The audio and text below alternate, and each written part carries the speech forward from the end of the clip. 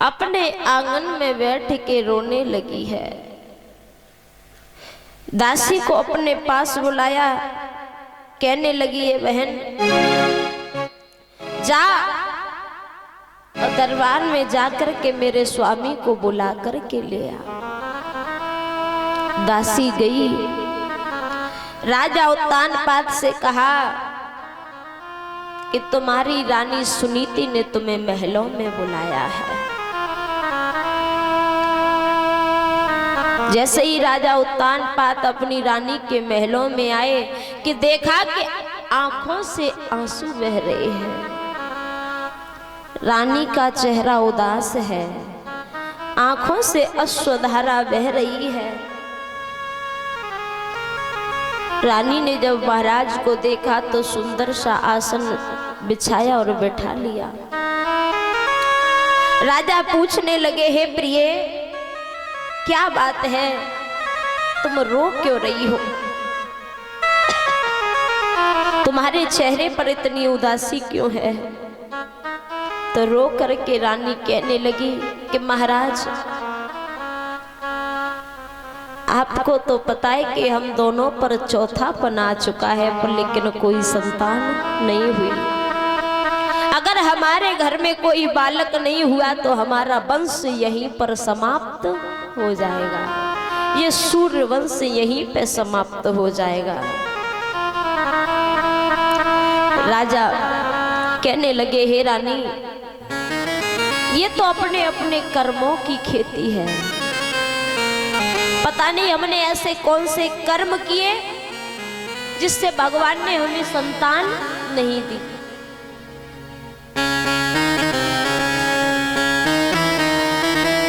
हे रानी चिंता न करो, अगर हमारे नसीब में कोई बालक होगा तो बालक होगा जरूर। रानी सुनीति कहने लगी, महाराज मेरी एक बात मान लो। राजा उत्तानपाद कहने लगे कि हे रानी बताओ। तो रानी सुनीति ने कहा, महाराज तुम ऐसा करो, तुम अपना दूसरा विवाह कर लो। राजा उत्तानपाद कहने लगे, हे रानी अगर हमने दूसरा विवाह कर लिया तो तुम्हारा क्या होगा? वो कहते परीक्षित महाराज जी के एक मयान में दो तलवार कभी नहीं रह सकती। कि है मौत बुरी पर है अच्छी, जो एक बार ही आती है, और मौत से ज्यादा सौत बुरी जो घर में रोज जलाती है। यदि मौत आ जाए परीक्षित महाराज जी तो इंसान चैन की नींद सो जाता है।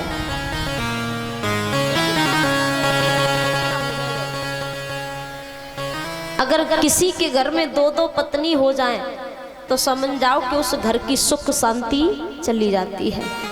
अगर राजा दशरथ की 3 रानियां ना होती तो कभी राम को 14 वर्षों के लिए वनवास नहीं जाना पड़ता।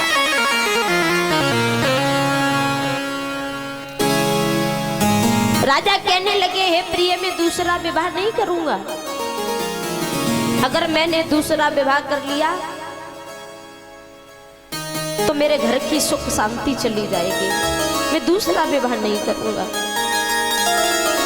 रानी सुनीति जिद कर गई कि महाराज तुम्हें दूसरा विवाह तो करना ही पड़ेगा। राजा उत्तानपाद कहने लगे कि हे रानी सौत तो चून की उबरी होते हैं। अब परीक्षित महाराज एक बार क्या हुआ, एक माताजी थी तो उन्होंने चूल्हे पे दूध उबलने के लिए रखा। चूल्हे पे दूध उबलने के लिए रखा, उसमें तेज आग बरा दी और एक चून की सौत बनाई। और वह चून की सौत से कई देखदारी में घर से बाहर जा रही हूँ, मेरा दूध देखती रही हो, दूध निकल नहीं जाए। अगर दूध निकल गो तो या चूल्हे में ही पजा दूंगी। तो माताजी चली गई। अब परीक्षित महाराज चूल्हे में जब आग तेज जलेगी तो दूध तो निकलेगा, सारा दूध निकल गया। जब वो लौट के आई कि देखा मेरा सारा दूध बर्बाद हो गया, तो वह आटे की सौत ते कह लगी, दारी मैंने तो ते कही जा दूध देख रही हो, आज चूल्हे में पजा रहूंगी। तो वो चून की सौत उठाई और जा चूल्हे में आग भर रही थी वही में डाल दी। अब परीक्षित महाराज वह चून की सौत में एक नमक की कंकड़ी थी, और नमक जब जलता है तो बाहर को भागता है। तो जैसे ही वो चून की सौत जलने लगी तो वो नमक की कंकड़ी निकल के बाहर और माताजी की आंख में लगती है, तो एक आंख फूट जाती है। बोले गोविंद भगवान की। तो तब से कहा जाता है कि सौत तो चून की बुरी होता है। अब राजा उत्तानपाद ने कई प्रकारों से रानी को समझाने का प्रयास किया, लेकिन रानी की समझ में नहीं आया। रानी कहने लगी, महाराज तुम्हें दूसरा विवाह तो करना ही पड़ेगा। अब परीक्षित महाराज जी, माताओं के आगे पुरुषों की कभी चलती नहीं है, क्योंकि घर की बागडोर जो होती है माताओं के हाथ में होती है। माताएं घर की लक्ष्मी होती हैं। वो कहते हैं ना कि स्त्री चाहे तो घर को स्वर्ग बना दे। परीक्षित महाराज, अगर माताएं चाहें तो घर को स्वर्ग बना सकती हैं, और माताएं चाहे तो किसी के सामने बात करने लायक नहीं छोड़ती है। औरत चाहे तो घर को स्वर्ग बना दे, और औरत चाहे तो घर को नरक से भी बेहतर बना सकती है। तो देवताओं के भी नहीं चली, देवियों के आगे।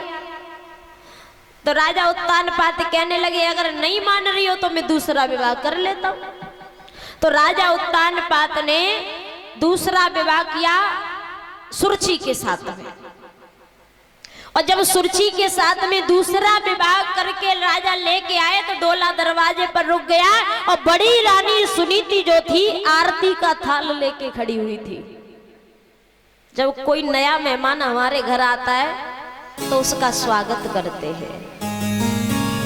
तो छोटी रानी ने डोला से देखा कि मुझे ये समझ में नहीं आ रहा कि ये आरती का थाल लेकर के खड़ी है मेरे सम्मान के लिए, ये मेरे पति की रिश्ते में लगती कौन है। तो छोटी रानी ने दासी को अपने पास बुलाया और दासी से पूछा कि बहन एक बात बताइए, आरती का थाल लेके खड़ी है, ये मेरे पति की है कौन। दासी कहने लगी, तुम्हें नहीं पता, ये तुम्हारे पति की पहली रानी है। और जैसे ही ये सुना, छोटी रानी कहने लगी, मेरे पति को बुलाओ, आओ, मैं बिल्कुल यहाँ पर नहीं रहूंगी, मेरा डोला वापस करवा दे। राजा उत्तानपाद ने कहा, हे रानी, मैंने अपनी बड़ी रानी के कहने पर ही तुमसे विवाह किया है। सुरुचि कहने लगी, नाना महाराज, जब तुम्हारे घर में तुम्हारी पहली रानी थी तो मुझे क्यों लेकर के आए, मेरा डोला वापस करवा दो। बड़ी रानी सुनीति ने देखा कि इतना समय हो गया फिर भी ये छोटी रानी डोला से उतरी क्यों नहीं। जब बड़ी रानी ने जाके देखा तो छोटी रानी कह रही थी कि मैं तुम्हारी पहली रानी के साथ बिल्कुल नहीं रहूंगी, मेरी कुछ शर्तें हैं, मैं ऐसे नहीं रहूंगी। बड़ी रानी सुनीति हाथ जोड़ के कहने लगी, बहन तू लौट करके मत जा, मैं तेरे घर का सारा काम किया करूंगी, तेरे पैर दबाया करूंगी, जो भी तेरा बालक होगा उसे नहलाया करूंगी, खिलाया करूंगी, तेरी सेवा करूंगी। छोटी रानी कहने लगी, ना ना, मैं तेरे साथ बिल्कुल नहीं रहूंगी।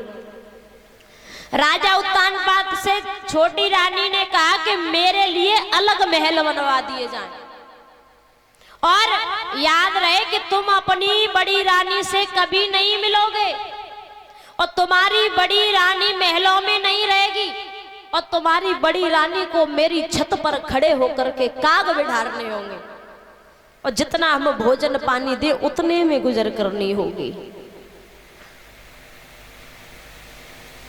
बड़ी रानी सुनीति कहने लगी कि बहन तू लौट के मत जा, मुझे तेरी सारी शर्तें मंजूर है, मैं तेरे ही हर सेवा करने के लिए तैयार हूं, पर तू लौट करके मत जाओ।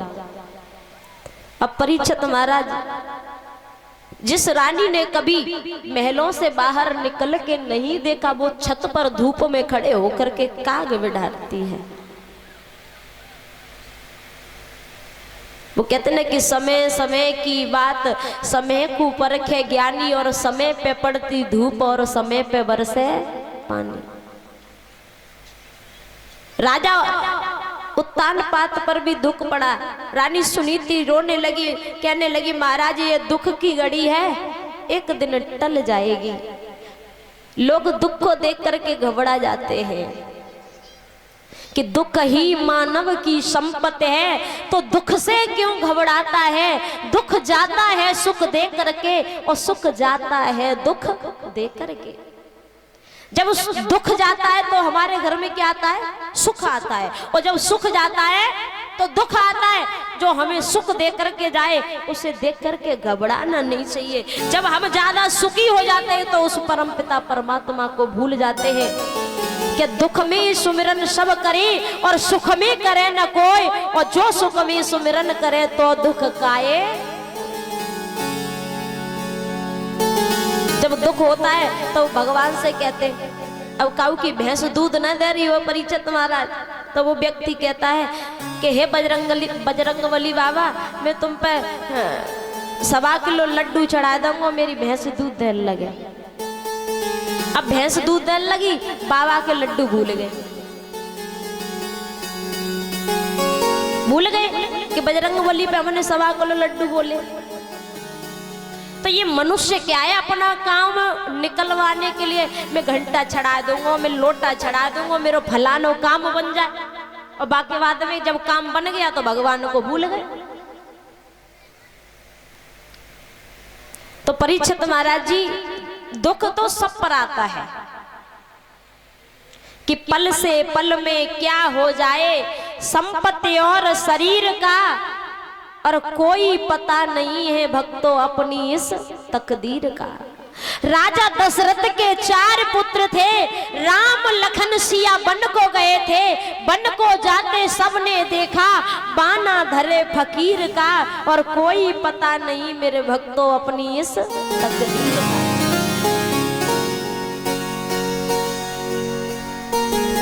कि राजा हरिश्चंद्र बड़े दानी थे, दान में दे दई रजधानी, और घड़ा उठाते सबने देखा सिर पर ये नीर का, और कोई पता नहीं है भक्तों अपनी इस तकदीर का कि पल से पल में क्या हो जाए संपत्ति और शरीर का।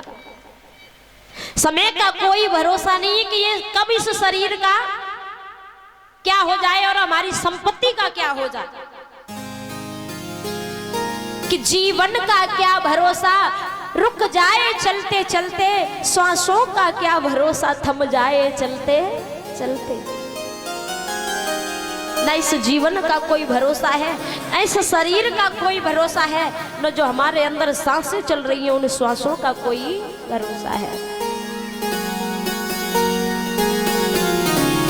तो इसलिए कहते हैं लोग, क्या कहते हैं कि आज तो कथा का पहला ही दिन है, हम परसों जाएंगे कथा सुनने।